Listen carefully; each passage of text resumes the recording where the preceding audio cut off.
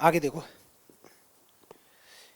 इसके बाद में ये कुछ इंपॉर्टेंट पॉइंट हैं, ये हमें जानने हैं बेटा। ये पॉइंट क्या क्या है तुम लिखते चलो बेटा, मैं यहाँ पे आसान तरीके से लिखाता हूँ।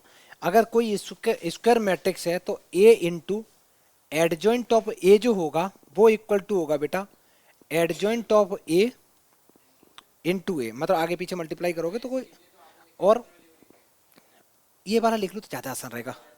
हाँ ऐसे लिख दो है ना। आगे सुनो, बस इतना लिख देना ए एक स्क्वायर। पहली बात तो यार वैसे भी डिटर्मिनेंट्स पढ़ रहे हो ना, तो स्क्वायर मैट्रिक्स होना तो जरूरी है, बिना स्क्वायर रहेगी तो कर ही नहीं पाओगे। आगे इसको इसके इक्वल भी रख सकते हो, determinants of A into I N. I N का मीनिंग क्या है, अगर तुम्हारे पास जो मैट्रिक्स है वो 3x3 ऑर्डर की है तो आई एन का मतलब है वो 3 होगा, और 2x2 की है तो यहाँ 2 होगा, 4x4 की है तो 4 होगा। हम लोगों के सिलेबस में जो है वो 3x3 से आगे बढ़ेंगे ही नहीं। तो बेटा ये एक प्रॉपर्टी हो गई बड़ी अच्छी सी। आई आई बेटा हमेशा आइडेंटिटी मैट्रिक्स होती है जिसमें डायगोनल एलिमेंट्स 1 होते हैं, बाकी सब कुछ 0 होता है। लिख लो अच्छे से, पहली प्रॉपर्टी हो गई। लिख लो जल्दी करो। ये प्रॉपर्टी यूज करके एमसीक्यू हम लोग करते हैं, एमसीक्यू को क्वेश्चन सारे यहीं से आते हैं। देखो बेटा मैं हटा रहा हूँ इसको, अभी तक लिख नहीं पाया छोटू, जल्दी जल्दी लिखो, स्पीड में लिखो। सुनो बेटा, मार्क्स 100 नहीं थे बट वो परसेंटाइल 100 थी। आगे सुनो बेटा, इधर देखो, यहाँ पे एक इंपॉर्टेंट चीज है, अगर ए और बी दोनों नॉन सिंगुलर मैट्रिक्स हैं, नॉन सिंगुलर का मतलब क्या है, उनका डिटरमिनेंट 0 नहीं है, हैं और सेम ऑर्डर की हैं, तो ए बी और B A are also non singular matrix. तो ए बी या तुम बी ए करोगे वो भी नॉन सिंगुलर आएगा। नॉन सिंगुलर का मतलब इन दोनों का डिटरमिनेंट 0 नहीं आएगा, ठीक है। इसको अगर मैं आसान लिखूं तो ऐसे लिखूंगा, determinants of A is not equal to 0 and determinants of B जो है बेटा ये भी नॉट इक्वल टू 0 है, then determinants of A B is not equal to 0 होगा, and determinants of B A not equal to 0 होगा। समझ में आ रहा है कि नहीं। अरे यार अगर तुम्हारे पास कोई मैट्रिक्स है उसका डिटर्मिनेंट्स 0 नहीं है, इसका मतलब वो पक्का नॉन सिंगुलर मैट्रिक्स है। और नॉन सिंगुलर मैट्रिक्स है और दो नॉन सिंगुलर मैट्रिक्स को आपस में मल्टीप्लाई करा दिया तुमने, तो मल्टीप्लाई कराने के बाद जो आंसर आएगा वो भी क्या आने वाला है तुम्हारा, नॉन सिंगुलर मैट्रिक्स आएगा।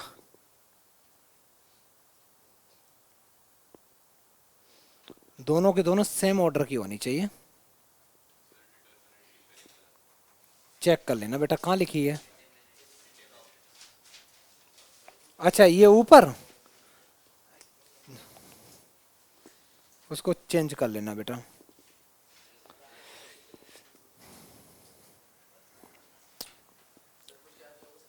नहीं अब वो टाइप करते हैं, हम उनको क्या बोले, मेरे को क्वेश्चन सही दे दें भाई, बहुत बड़ी बात है।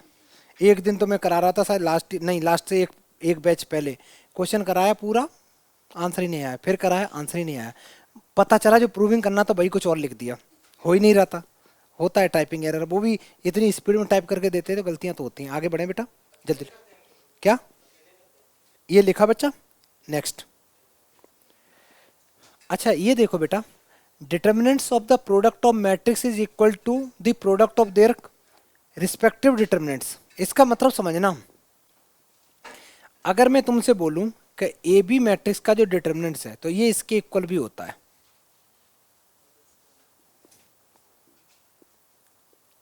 ये सुनने में थोड़ा अटपटा लग रहा है लेकिन होता है। अगर ए दो मैट्रिक्स हैं और दो मैट्रिक्स का पहले तुम प्रोडक्ट कर लो, उसका डिटर्मिनेंट्स निकालो, या दोनों का अलग अलग डिटर्मिनेंट्स निकाल के मल्टीप्लाई कर दो, इक्वल आता है। करो तो बेटा जल्दी लिखो। और है क्या, ये दोनों स्क्वायर मैट्रिक्स होनी चाहिए। पहली बार डिटर्मिनेंट्स हमें स्क्वायर मैट्रिक्स का ही निकलता है। जल्दी लिखो बेटा थोड़ा स्पीड में। ऊपर का लिखोगे, नहीं नहीं नहीं ये मत लिखो, ये भी लिख दो वैसे चल जाएगा, सिर्फ ये लिख लो बेटा, जल्दी करो। वैसे भी ये हम लोग जितना काम कर रहे हैं ये सारा एमसीक्यू के लिए कर रहे हैं बेटा, ये सारा, क्योंकि सबसे टफ एमसीक्यू हो जाता है। बड़े क्वेश्चन तो 1000 बार कराए जाएंगे, एमसीक्यू में ही दिक्कत होती है बच्चों को। चेंज कर दे बेटा, चलो नेक्स्ट। एक ये क्या है, इसमें पूरा नहीं लिखो इसको, या तो मैं अभी स्किप कराता हूँ बेटा, रुकना। ये नॉन सिंगुलर,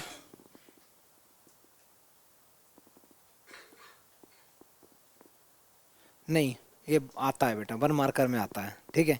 ये पूरा स्टेटमेंट लिखो, तो ये जैसे लिखा है एज इट इज कॉपी करो। A B equal to B A equal to I N such that B is called inverse of matrix A, और इसको ए इनवर्स से हम लोग डिनोट करेंगे। प्रॉपर लिखो सब कुछ जैसे लिखा हुआ है। आई एन का मतलब होता है आइडेंटिटी मैट्रिक्स, और एन का मीनिंग है ऑर्डर। जैसे मान ले बेटा मैंने लिखा आई टू का मतलब है 2x2 की मैट्रिक्स। हाँ वही, वो तो फिक्स है, वो तो फिक्स है 1001। ये डायगोनल एलिमेंट्स 1 1 होते हैं उसके। तुम लिख रहे हो बेटा सब चीज, आगे लिखो। ये लिख लिया बेटा डेफिनेशन, जल्दी लिखो बेटा।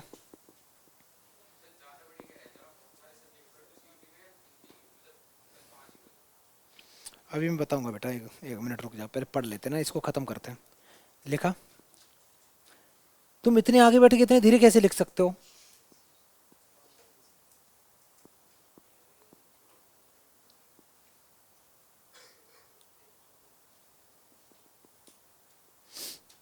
चेंज करो।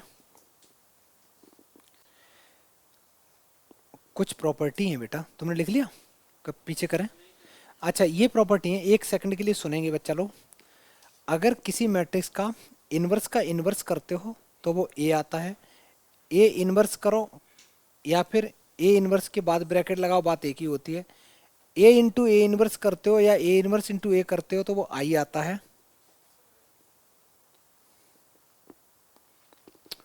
ए बी का इन्वर्स करते हो तो बी इन्वर्स ए इन्वर्स आता है।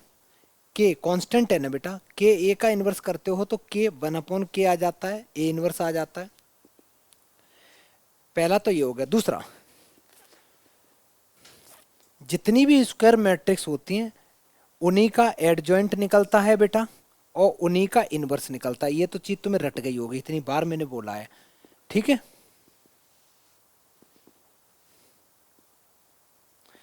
अगर लिखा है ए प्लस बी, ए इंटू बी इंटू सी का इन्वर्स है, तो वो उल्टा हो जाता है, सी inverse B inverse A inverse हो जाता है।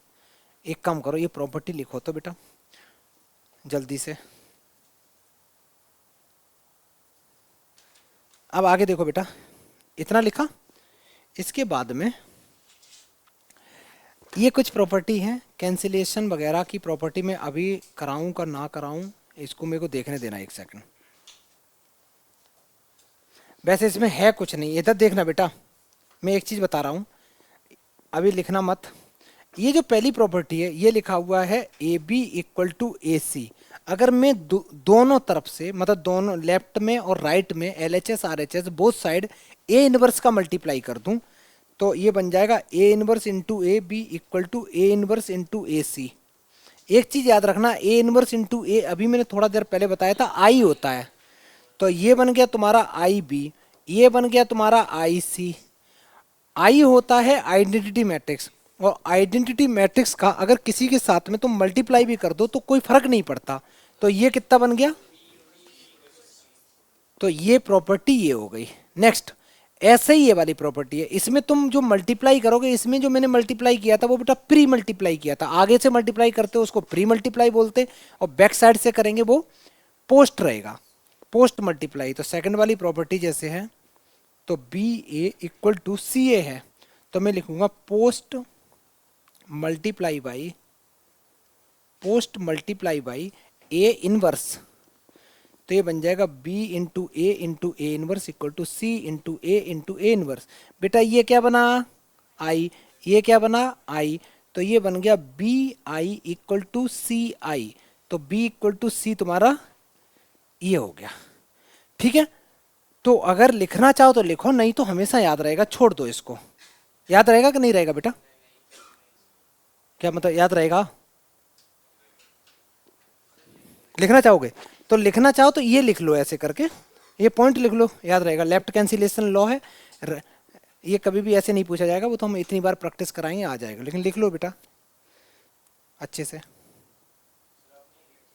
दोबारा बोलो बेटा। मैंने क्या किया, दोनों तरफ से दोनों में ए इनवर्स का मल्टीप्लाई कर दिया, pre multiply by A inverse on both side. Done बेटा, लिख लिया। चलो मैं चेंज करता हूँ। क्या थक गई बैठे बैठे?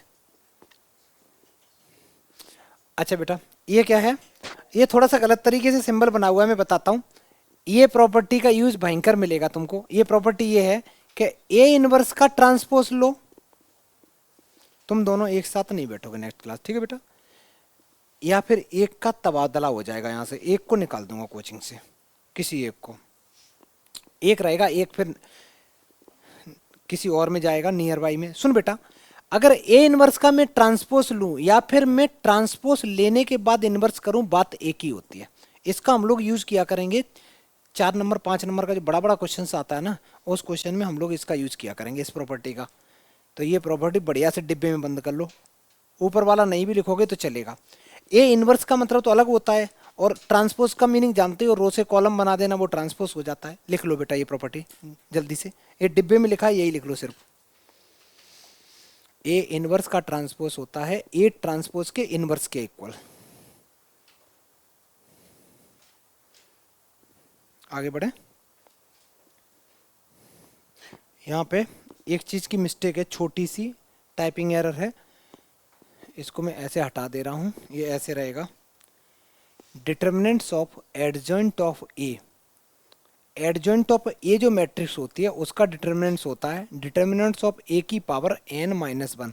बेटा n क्या होता है? n होता है ऑर्डर ऑफ द मैट्रिक्स। अगर कहीं लिखा है 3x3 की मैट्रिक्स, तो n की वैल्यू कितनी लोगे? 3 लोगे, 9 मत ले लेना, ठीक है? तो ये होता है adjoint of, determinants of adjoint of A equal to determinants of A की पावर n-1। जल्दी लिखो, अच्छे से लिखो। तो इसको भी लिख लो बेटा, बिल्कुल सही लिखी हुई है प्रॉपर्टी, थको मत।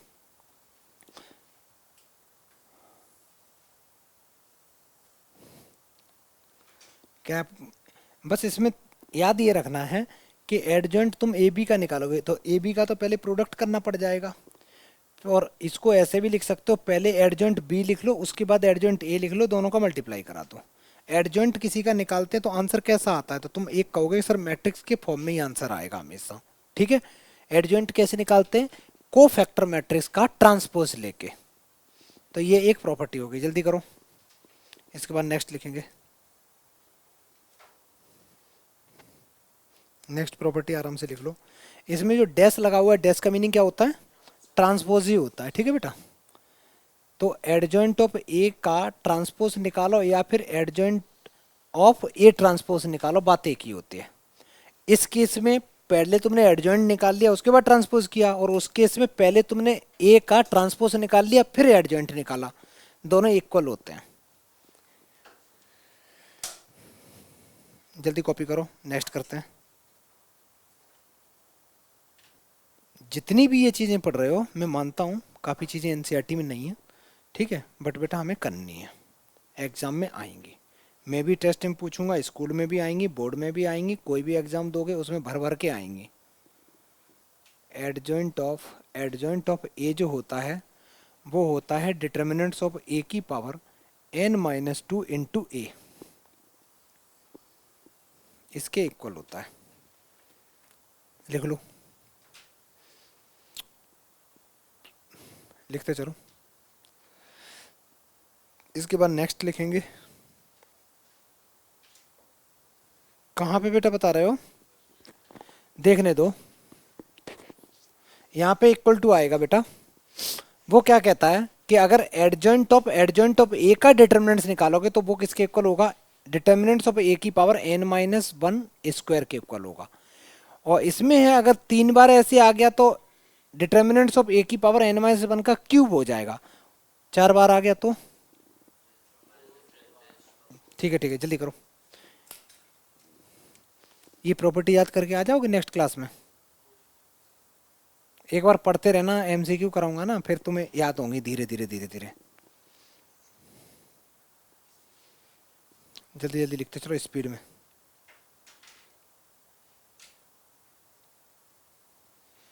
इसके बाद next, determinants of A inverse का डिटर्मिनेंट्स निकालो या फिर ए पहले मैट्रिक्स निकाल दो उसका इनवर्स निकालो। इसका मतलब ये है, ये एक प्रॉपर्टी है बेटा, लिखो तो बढ़िया से लिखो तो, ये determinants of A inverse equal to 1 upon determinants of A. इसका मतलब ये नहीं होता है कि ए इनवर्स जो होगा वो हमेशा 1 अपॉन ए के इक्वल होगा, ये नहीं होता है, क्योंकि उसका तो फॉर्मूला होता है 1 upon determinants of A into adjoint of ए।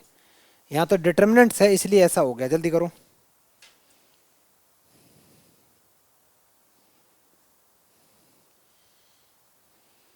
जब ये हो जाए बताना, सिर्फ ये लिखना है।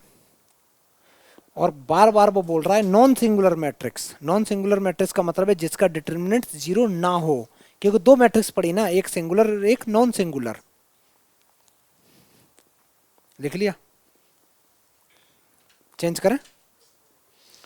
नेक्स्ट, नेक्स्ट लिखो बेटा, ये आई थिंक लास्ट है, देखने देना। हाँ ये लास्ट है, जल्दी यहां से यहां तक कॉपी करो बेटा।